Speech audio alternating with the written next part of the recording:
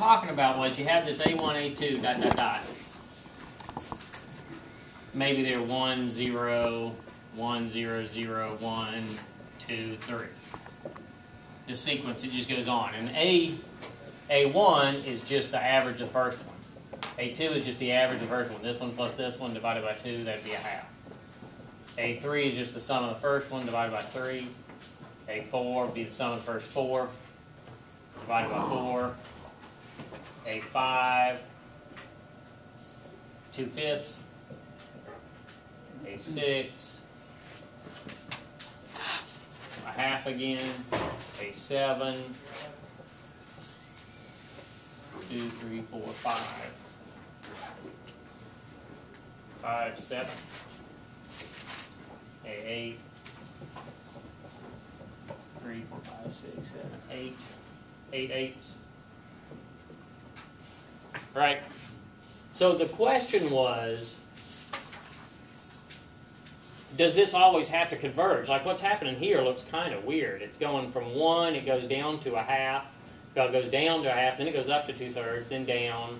If I was to plot these, they really look pretty strange. Starts at 1, goes to a half, goes up to 2/3, back down to a half, 2/5. Is that bigger than a half? Less than a half? A little bit below a half, back to a half, 5/7, and then 1. So it's not obvious that that one's convergent to anything, but then I just made up a weird sequence, right? Oh, and I think they all had to be between 0 and 1, so I cheated, didn't I? So I got to kill the last two.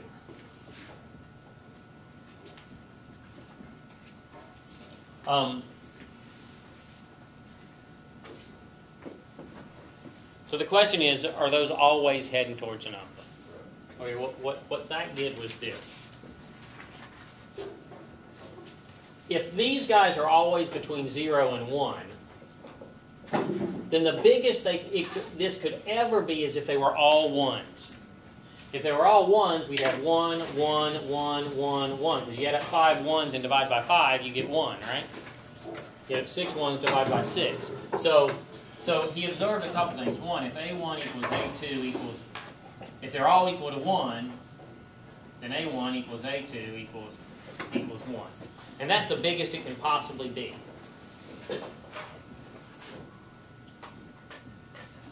If A1 is A2 is dot dot dot is 0, they're all 0, then A1 equals A2 equals dot dot dot are all 0. So there's no way to get bigger than 1 or smaller than 0, right? So no matter what you get, it's trapped between 1 and 0. So the only way to make it not converge if it's trapped between 1 and 0 is if it goes up and down forevermore. Make sense? Okay. Then what he said was, his solution was this. He said let A1 be 1. 1. We start there. Now, how many zeros do I need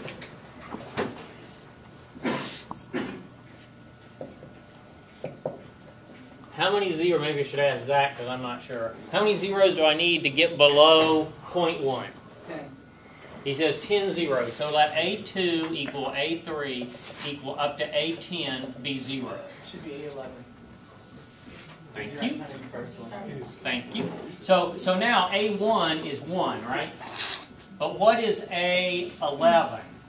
It's 1/11th, right? So out here, I'm going to skip. 1/11th is less than 1/10th, right? So we started above 0.9, we ended up below 0.1. Now, how can I get back up to 0.9? He said A12, how far do I need to go, Zach? A111, which is 1. Make them all 1s again for a while. Now, what do I have? How many 1s do I have to add up? I'm not very good at this. There's 100 plus this one. So I have 101. So A111 is 101 over 111, which he says is less than 0.9. I mean, bigger than 0.9, right? I'm not sure I believe it. 101 over 111 bigger than 9/10 is 1010 bigger than 999. Yeah, it is. Oh, he's right. You with me? See what he did? So now out here, okay, it's not graph, not to scale. At 111, we got back up there. Now what are you going to have to do? You're going to have to add about 1,000 zeros. But at something like that, you're going to be able to go back down there.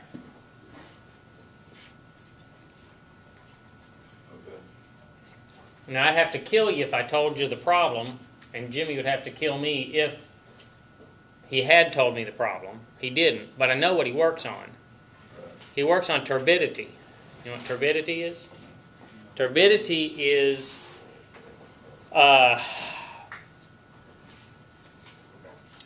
like mixtures of solids and fluids. For example, what the Navy needs to know is where the underwater mines are.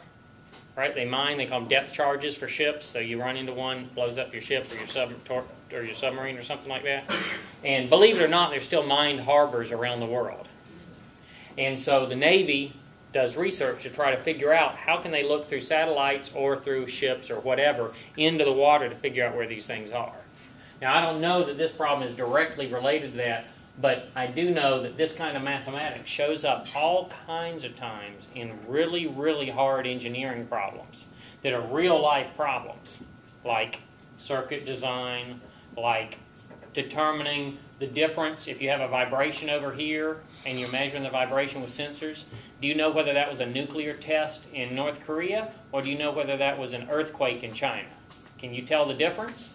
Well, the kind of equipment that has to be able to tell the difference does things that have to do with harmonic analysis and Fourier series and fast Fourier transforms, and all of those are born of series. So this kind of problems, these series, even though I don't talk about the applications in here because I'm a mathematician, these things have real applications and get used every day out there in the world.